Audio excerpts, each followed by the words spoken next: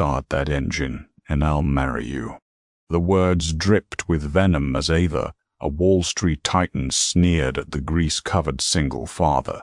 It was the ultimate insult, meant to humiliate him. But as a deafening thunderclap split the Montauk sky, her impossible joke became a multi-billion-dollar reality. Ava Charlotte did not believe in luck, weather forecasts, or the word impossible. At 34, she was the sole CEO of Charlotte Global, a multi-billion-dollar logistics and maritime technology empire based in Manhattan. She wore bespoke Tom Ford suits that cost more than most people made in a year, and her time was billed in 6-minute increments that equated to small fortunes. She had clawed her way to the top of a male-dominated industry by being smarter, faster, and infinitely more ruthless than her competitors. But on this particular Friday afternoon in late September, all her billions couldn't buy her a blue sky. The setting was the exclusive Montauk Yacht Club at the easternmost tip of Long Island. Anchored just offshore was the Oceanus, Ava's crowning achievement. It was a $150 million, fully autonomous hybrid electric superyacht, serving as a prototype for a new fleet of commercial shipping vessels. Today was supposed to be the vessel's maiden demonstration. Aboard the yacht's sprawling, teak-lined decks were executives from Goldman Sachs, high-ranking officials from the Department of Defense, and a consortium of European investors who were holding a $2 billion merger contract in their hands. All they needed was a successful demonstration of the yacht's revolutionary whisper-quiet magnetic propulsion drive. Instead, they got a dead ship and an approaching hurricane. Deep in the bowels of the Oceanus, a team of frantic Silicon Valley software engineers and MIT-educated hydrodynamics specialists were sweating through their designer dress shirts. The MAN propulsion generator, a custom-built Rolls-Royce marine turbine integrated with Charlotte Global's proprietary AI software, had completely locked up. Warning lights flashed crimson across the digital bulkheads. Ava stood in the glass-enclosed bridge, staring out at the darkening horizon. The sky was turning a bruised, ominous purple. The barometer was plummeting. The wind was already whipping the Atlantic into frothing whitecaps, and the local harbor authority had just issued a severe squall warning. "I don't want to hear about software patches, Richard," Ava hissed into her earpiece, her perfectly manicured nails tapping aggressively against the glass. She was speaking to her chief engineer. "I have the managing director of a Swiss sovereign wealth fund drinking my vintage Dom Perignon on the aft deck, waiting for this ship to move. If we don't start the engines and complete the harbor tour before the storm hits, they pull their funding. Charlotte Global stock will drop 20% by Monday morning." "Miss Charlotte, it's a proprietary software lock," Richard's panicked voice crackled back. "The AI telemetry system is detecting a microcavitation in the salt water intake valve. It's hard-coded to shut down the entire grid to prevent a catastrophic turbine failure. We can't bypass it. We need to fly in a specialized diagnostic crew from Seattle. Seattle is 6 hours away. The storm hits in 20 minutes, Ava said, her voice dropping to a terrifyingly calm register. "Fix it now." "Well, murmured a mile away on the gritty industrial side at the Montauk docks. Mason Brooks was wiping a mixture of engine grease and salt water from his calloused hands. Mason was 32, an ex-Navy mechanic who had served on nuclear submarines. He had a brilliant mind for machinery, a talent for making broken things sing. But brilliance in a metal tube hundreds of feet underwater didn't always translate to civilian success.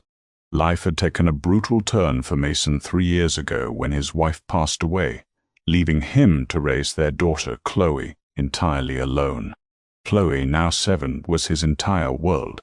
She was bright, fiercely independent, but cursed with a severe congenital heart defect. The medical bills from Mount Sinai Hospital in New York City had entirely drained Mason's savings, his naval pension, and forced them into a cramped, drafty trailer just off the Montauk Highway. He worked grueling 80-hour weeks repairing fishing trawlers, outboard motors, and rusted bilge pumps. Anything to keep the debt collectors at bay and pay for Chloe's upcoming specialized valve replacement surgery.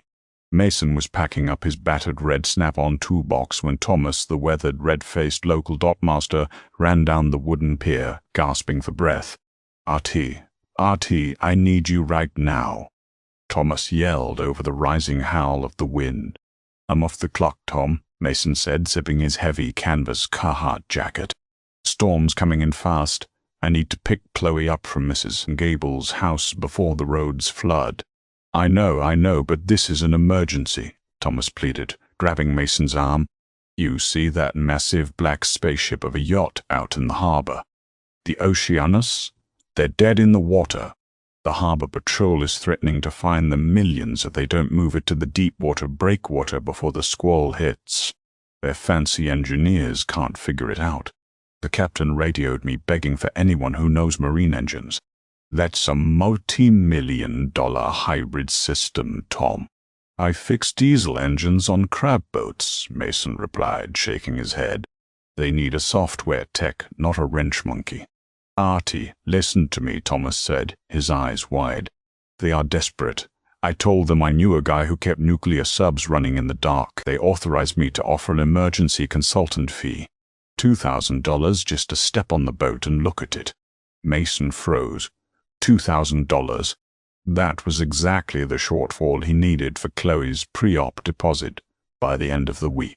He looked at the sky, the heavy charcoal clouds churning aggressively.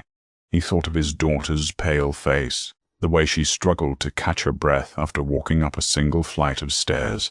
He didn't have a choice. "Get me a launch boat," Mason said, grabbing his toolbox. "I have exactly 15 minutes. The ride out the Oceanus was brutal.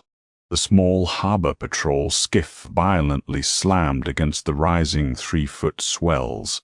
Cold Atlantic spray soaked Mason's jeans and jacket, plastering his dark hair to his forehead. When he finally hauled himself and his 80-pound toolbox onto the immaculate, glowing white swim platform of the super yacht, he looked like a shipwreck survivor trespassing on a luxury resort.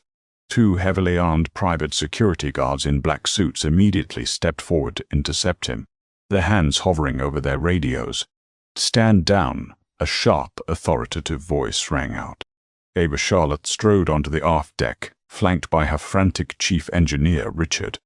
She was entirely unfazed by the biting wind, her posture rigid, her dark eyes scanning Mason with a mixture of disbelief and utter contempt. She looked at his oil-stained boots, the frayed cuffs of his jacket, and the battered metal toolbox resting on her pristine deck. "Is this a joke?" Ava demanded, turning to Richard. "I asked the dockmaster for emergency mechanical support, and he sends me a vagrant who looks like he just crawled out of a dumpster?" Mason's jaw tightened, but he kept his temper in check. Pride was a luxury he couldn't afford. "Ma'am, I'm Mason Brooks. The dockmaster sent me." "I understand you have a dead plant." "A dead plant," Ava echoed, stepping closer, the scent of expensive Tom Ford perfume, battling the smell of ozone and approaching rain. "Mr. Brooks, this vessel is powered by a proprietary 3-stage magnetic induction turbine, governed by an AI neural network that costs more to develop than the GDP of a small island nation. It is not a broken lawnmower. My team of PhDs can't bypass the firewall, so tell me, what exactly are you and your rusted wrenches going to do?"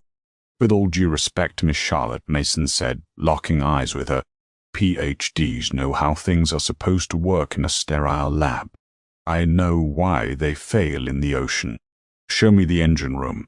You have about 10 minutes before that squall line hits and pushes this $150 million boat straight into the Montauk jetty." A massive rumble of thunder echoed in the distance, a low, menacing growl that vibrated through the hull. Ava's earpiece buzzed again. It was her PR director, hysterically reporting that the Goldman Sachs executives were demanding to be evacuated. "Fine," Ava snapped. "Show him. When he fails, throw him off my ship." "Ditch true."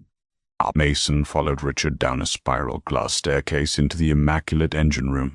It looked like a hospital operating theater, gleaming white walls, blue LED lighting, and a massive cylindrical turbine housed in brushed aluminum in the center. Warning klaxons were pulsing softly. "The AI locked us out," Richard explained nervously, tapping furiously on a glass tablet. "It's reading a critical pressure anomaly in the primary saltwater intake. The telemetry says the valve is sheared, but the mechanical sensors are dead. We can't clear the error code to restart the generators." Mason walked up to the massive intake pipe. He didn't look at the tablet. He didn't look at the flashing screens. Instead, he placed his bare, calloused hand flat against the cold, thick titanium of the intake housing. He closed his eyes. He tapped the metal pipe with a heavy wrench. Clink, clink, clink.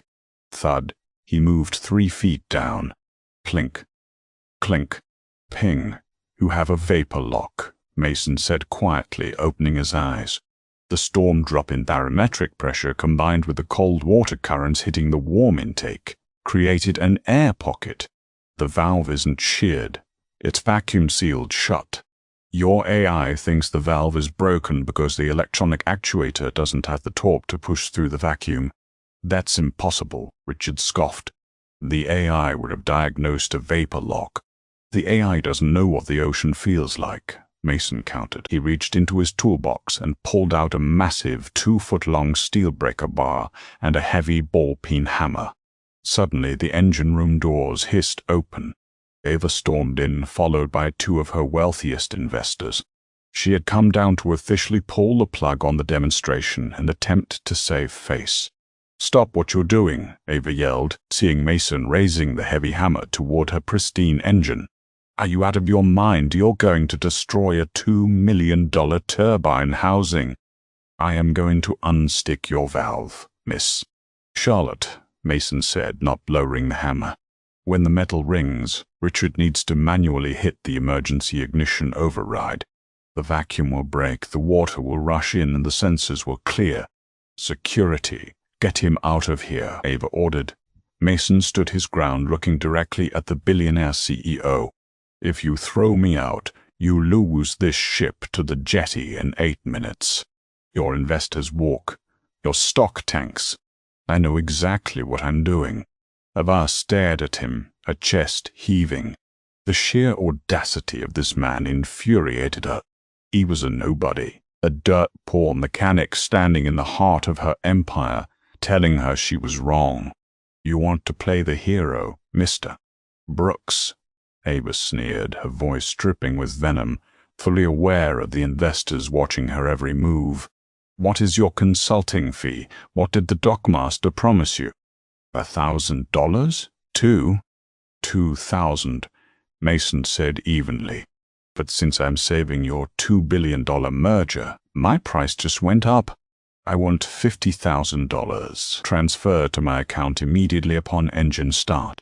The room went dead silent. Richard gasped. The investors exchanged shocked glances. Ava let out a harsh, cruel laugh. It was a laugh designed to humiliate. $50,000, you arrogant, delusional mechanic. She stepped right up to him, their faces inches apart. She pointed a manicured finger at his chest. "If you hit that pipe and it breaks, I will sue you for everything you will ever own until the day you die. But if you actually start that piece of junk right now, 50,000, please, start that engine and I'll marry you." She said it with absolute mocking certainty. It was the ultimate insult, a hyperbolic statement meant to highlight how fundamentally impossible she believed his success to be, and how far beneath her he truly was. Mason didn't blink. He didn't react the insult. He just thought of Chloe's face. "Get ready to hit the override, Richard," Mason ordered, his voice like ice. Mason turned his body, raised the heavy steel breaker bar, positioned it directly over a highly specific reinforced joint on the titanium valve housing, and brought the ball-peen hammer down with every ounce of strength he had in his body. Sell, lang, the sharp, concussive sound of metal on metal rang through the engine room. At the exact moment the hammer struck, The heavy air in the room seemed to compress. Mason hit it a second time. Jialenging. Hit the override, Mason roared. Richard, acting on pure, terrified instinct, slammed his hand onto the flashing red manual override console. For a fraction of a second there was absolute silence.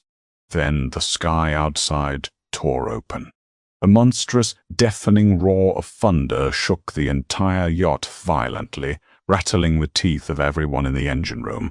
And perfectly synchronized with the thunderclap, a deep, powerful whirring sound erupted from the center of the room. The magnetic turbines spun. The crimson warning lights flashed to a brilliant, stable green. The massed hybrid engines roared to life beneath their feet, humming with raw, undeniable power. The Oceanus vibrated, fully operational and alive. Mason lowered his hammer, panting slightly. He wiped a streak of grease from his cheek with the back of his hand and turned to look at Ava Charlotte. The Billionaire CEO was frozen, her mouth slightly parted, the color completely drained from her face. She stared at the green monitors, then slowly brought her eyes to meet Mason's. "I'll take the 50 grand, Mason said quietly over the hum of the engines. "You can keep the ring." The storm hit Montauk with the force of a freight train, but the Oceanus sliced through the churning swells with the grace of an apex predator. Thanks to Mason's brutal analog intervention, the hybrid engines purred flawlessly, carrying the terrified Billionaire passengers into the safety of the deep-water breakwater rattle. But deeply impressed by the ship's raw resilience, the Swiss investors signed the $2 billion merger before the rain even stopped. Ava Charlotte had won. Her empire was secure, but her pride was deeply bruised. True to her word, she had her CFO wire $50,000 directly to Mason's bank account before he even stepped off the swim platform. For Mason, the money wasn't a victory lap. It was a lifeline. Less than 24 hours later, he was sitting in the sterile, fluorescent-lit waiting room of Mount Sinai Hospital in Manhattan. Chloe was scheduled for a specialized Ross procedure to replace her failing aortic valve. The 50 grand covered the massive surgical deposit his insurance had ruthlessly denied. For the first time in years, Mason allowed himself to breathe. But in the digital age, humiliation is rarely a private affair. 3 days later, Mason was sitting by Chloe's hospital bed when the television bolted to the wall caught his eye.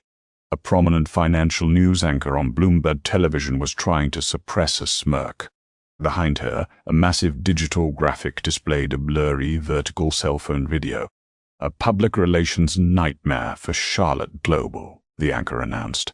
A leaked video from the engine room of the Oceanus prototype shows CEO Ava Charlotte making a rather unusual wager with a local mechanic. The footage played. The audio was crystal clear, captured secretly by a junior engineer. "If you actually start that piece of junk right now, 50,000, please. Start that engine and I'll marry you." Then the thunder roared. The engines whined to life. Mason's quiet, devastating response echoed across national television. "I'll take the 50 grand. You can keep the ring." The internet exploded. Within hours, the clip had 90 million views. The hashtags "Targot started and I'll marry you" and "Billionaire gets burned" were trending worldwide. The fallout wasn't just social, it was financial. Wall Street loathed unpredictability. Ava, previously hailed as the untouchable ice queen of logistics, was suddenly painted as an elitist tyrant who mocked working-class heroes, a terrible look for a company actively seeking federal shipping contracts. Inside the glass-paneled boardroom of Charlotte Global, the atmosphere was toxic. Sterling Brooks, the company's largest minority shareholder and a man who coveted Ava's CEO title, slammed a copy of the Wall Street Journal onto the mahogany table. "Charlotte's stock is down 8% this morning, Ava." Sterling roared. "The unions representing our dock workers are threatening a wildcat strike in solidarity with this mechanic. You humiliated him on camera. The board is convening an emergency vote to trigger the morality clause in your contract and remove you as CEO." Ava sat at the head of the table, her face a mask of absolute calm, though her stomach twisted into knots. She had built this company from nothing after her father's death. She refused to lose it over a stupid, arrogant comment caught on tape. She needed to change the narrative, and she needed Mason Brooks to do it. The next morning, Ava walked into the pediatric intensive care unit at Mount Sinai.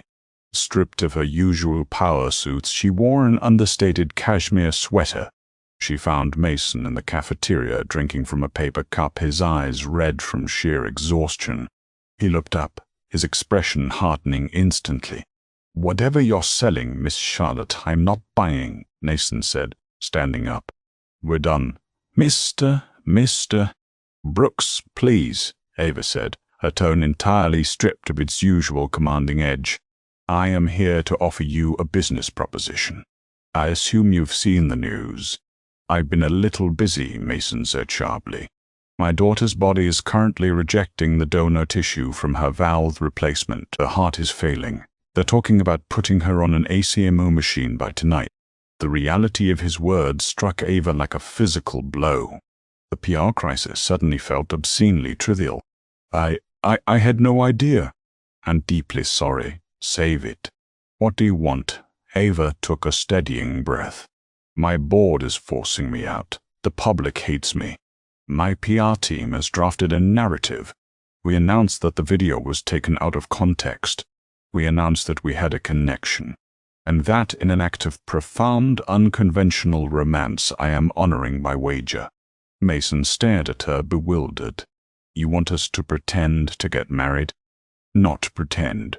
A legally binding civil marriage for 6 months, Ava said, locking eyes with him. "You move into my private estate. We make a few public appearances. It humanizes my image and stops the board from firing me. In exchange, I will give you $2 million, tax-free." "I don't care about your money," Mason growled, turning away. "My daughter is dying." "Mason, wait!" Ava stepped in front of him. $2 million buys the best private pediatric cardiologists on the planet. Mount Sinai is excellent, but Dr. Donovan Caldwell in Boston has a proprietary synthetic tissue grafting technique with a 99% success rate for Chloe's exact condition. He takes cash, and he takes favors. I can have his private jet on the tarmac at LaGuardia in 1 hour, and your daughter in his operating room by noon. Will you marry me?" Mason froze. He looked at the desperate billionaire standing in front of him. He was a proud man, but pride couldn't stitch a child's heart back together. "Make the call," Mason whispered. The wedding took place 48 hours later at a private judge chamber in Tribeca. There was no white dress, no flowers, only the relentless, blinding flash of paparazzi cameras as they exited the building. Mason wore a tailored charcoal suit Ava had bought him. Ava wore an elegant, understated white silk suit. They held hands, for the cameras a grip that felt more like a hostage negotiation than a romantic embrace. But the PR stunt worked beautifully. The media pivoted violently from outrage to obsession. The Wall Street Journal ran a front-page piece on the modern corporate fairy tale, and Charlotte Global's stock surged past its original valuation. The board, appeased by the rising profits, backed down. Meanwhile, Chloe had been airlifted to Boston, where Dr. Canty, Caldwell's surgical team, performed a miracle. The synthetic graft took perfectly. Within 2 weeks, the color had returned to Chloe's cheeks, and for the first time in her life she could run across a room without gasping for air. To maintain the charade, Mason and Chloe moved into Ava's sprawling 10-acre oceanfront estate in East Hampton. It was a fortress of glass, steel, and manicured lawns. For the first month, Mason and Ava treated each other like polite roommates. They ate dinners at opposite ends of a massive mahogany table. But Chloe, innocent and entirely unimpressed by billions of dollars, became the bridge. One rainy Sunday, Mason walked into the estate's massive living room to find the ruthless CEO sitting cross-legged on a Persian rug, wearing sweatpants, intensely focused on helping Chloe build a complicated Lego pirate ship. Ava was treating the instruction manual like a corporate merger document, pointing out structural inefficiencies in the plastic hull.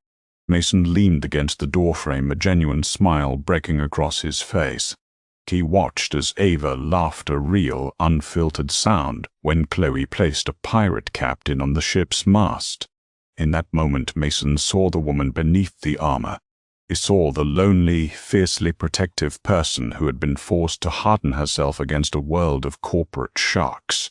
Slowly, the icy barrier between them began to thaw. They started having coffee together on the terrace at sunrise.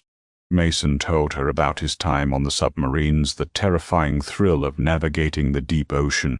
Ava confessed her paralyzing fear of failure, the crushing weight of her father's legacy. They found a strange, magnetic respect for one another. Mason's blunt, blue-collar honesty grounded Ava, and Ava's razor-sharp intellect fascinated Mason. But Mason's mechanical mind was still gnawing at a loose thread from that stormy day in Montauk. One evening, while Ava was on a conference call, Mason logged into the estate's secure server using the tablet Ava had given him for reading the news. He accessed the Oceanus engineering logs from the day of the maiden voyage. He understood code just enough to know when something didn't look like an organic failure. He spent 3 days analyzing the telemetry data, comparing it to the AI diagnostics. The microcavitation in the saltwater intake wasn't caused by the storm. It was a digitally triggered false positive, injected directly into the mainframe via an encrypted backdoor. Someone had deliberately bricked the superite. Mason cross-referenced the encryption keys with Charlotte Global's executive login logs. The IP address pinged back to a private offshore server. With a little digging, he found the registered owner of the shell company that leased the server. It was Sterling Brooks. Mason walked into Ava's home office and dropped the tablet on her desk. She looked up, annoyed by the interruption, until she saw the grim, deadly serious look in his eyes. "You didn't have a mechanical failure, Ava," Mason said quietly. "You had a saboteur." Ava scanned the data. Her face turned ashen, then flushed with pure rage. Sterling Brooks had heavily shorted Charlotte Global stock the morning of the demonstration.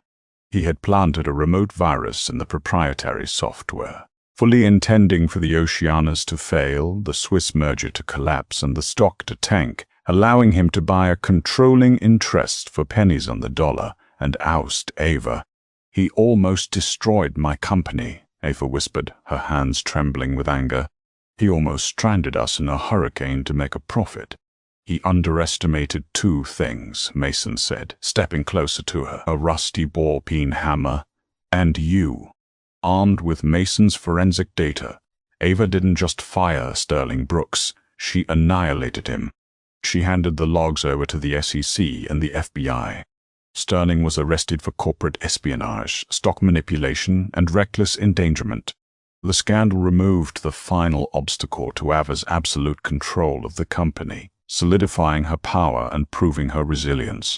6 months to the day after their impromptu City Hall wedding, the contract was officially up. The PR crisis was dead and buried. The company was stronger than ever.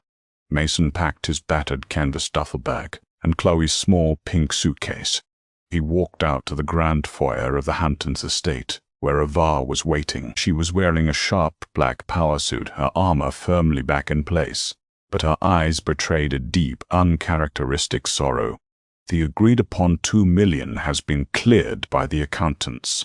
"It's yours to keep, Mason," Ava said, her voice tight, formal. "You saved my company. Twice. I am in your debt." Mason looked at the woman he had married on a whim. He thought about the late-night conversations, the shared laughter over breakfast, the way she looked at Chloe like she was the most precious thing in the world. "I told you on the boat, Heber," Mason said softly, dropping his bags. "I'll take the money." He walked slowly across the marble floor until he was standing inches from her. He reached into his pocket and pulled out a simple, elegant silver ring he had bought a week prior. He took her trembling hand and pressed it into her palm. "But I think I'm keeping the wife." Ava Charlotte, the billionaire CEO who didn't believe in luck, weather forecasts, or the word impossible, looked up at the grease-stained mechanic who had fixed her engine and, unexpectedly, her heart. Tears welled in her dark eyes as she smiled, wrapping her arms around his neck. "Dio," she whispered, "what did you think of Ava and Mason's incredible journey from a viral humiliation to a fight against corporate sabotage and finding true love? Let us know in the comments below. If you love this story, please hit that like button, share this video with fellow drama lovers, and subscribe to our channel for more amazing real-life inspired stories. See you next time.